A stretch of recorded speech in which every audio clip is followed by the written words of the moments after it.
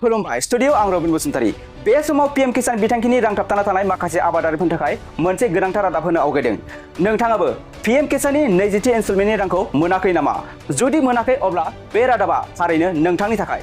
नंगौ, पीएम किसान बिथांखिनि सिङाव सोरखारा माखासे सुबुंफोरनो रां होनायखौ दोनथ'दों। बेनि गुबै जाहोनफोरा जाबाय केवाईसी गैयै आबुं आधार लिंकिं एबा आबुं हानि फोरमान खालामनाय।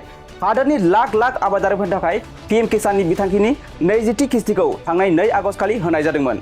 नाथाय दासिमबो गोबां आबादारिफोरा बे बिथांखि रांखौ मोननो हायाखै। बे जाहोननि थाखाय बिथांमोना गावसोरनि बेंक पासबुक आरो मेसेजफोरखौ गले गले नायगासिनो दं दि 20थि इनस्टलमेन्टआ हाबदोंना हाबाखै। जुदि नोंथांजोंबो बेबायदि जादों अब्ला गिनो नाङा। नोंथांनि इनस्टलमेन्टआ दाबो नोंथांनि एकाउन्टआव फैनो हागौ।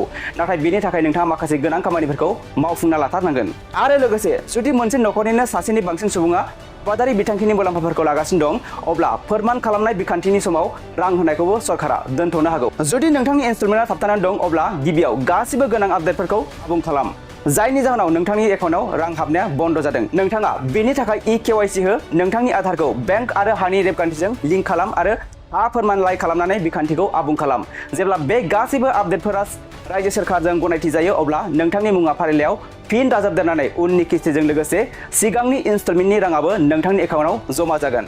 जुदि नोंथाङा जाहोनखौ बुजिनो हाया अब्ला आबादारिफोरनि नैबे हेल्पलाइन नम्बर 180018015551 बे जानबुं नम्बराव कल खालामना सुलद लानो हागोन। बे नम्बरनि गेजेरजों नोंथांनो मिथिहोनाय जागोन दि नोंथांनि इनस्टलमेन्टआ मानो थाबथानानै दं आरो बेखौ माबोरै मोनफिननो हायो। आरो जुदि नोंथाङा दासिमबो गोनां फोरमायथिखौ आपडेट खालामाखै अब्ला गोबाव दा खालामसै।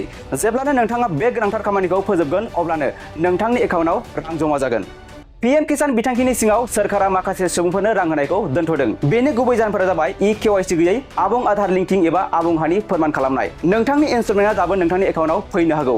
नाथाय बेनि थाखाय नोंथाङा माखासे गोनां खामानिफोरखौ मावफुंना लाथारनांगोन। आरो लोगोसे जुदि मोनसे नखरनिनो सासेनि बांसिन सुबुङा आबादारि बिथांखिनि मुलाम्फाफोरखौ लागासिनो दं अब्ला फोरमान खालामनाय बिखान्थिनि समाव रां होनायखौबो सरकारा दोनथ'नो हागौ। जुदि नोंथांनि इनस्टलमेन्टआ थाबथानानै दं अब्ला गिबियाव गासिबो गोनां आपडेटफोरखौ आबुं खालाम।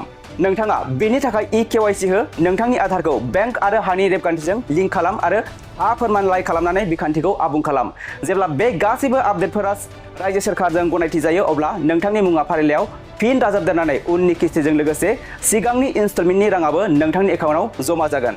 जुदि नोंथाङा जाहोनखौ बुजिनो हाया अब्ला आबादारिफोरनि नैबे हेल्पलाइन नम्बर 180018015551 बे जानबुं नम्बराव कल खालामना सुलद लानो हागोन। बे नम्बरनि गेजेरजों नोंथांनो मिथिहोनाय जागोन दि नोंथांनि इनस्टलमेन्टआ मानो थाबथानानै दं आरो बेखौ माबोरै मोनफिननो हायो। आरो जुदि नोंथाङा दासिमबो गोनां फोरमायथिखौ आपडेट खालामाखै अब्ला गोबाव दा खालामसै। जेब्लानो नोंथाङा बे गोनांथार खामानिखौ फोजोबगोन अब्लानो नोंथांनि एकाउन्टआव रां जमा जागोन।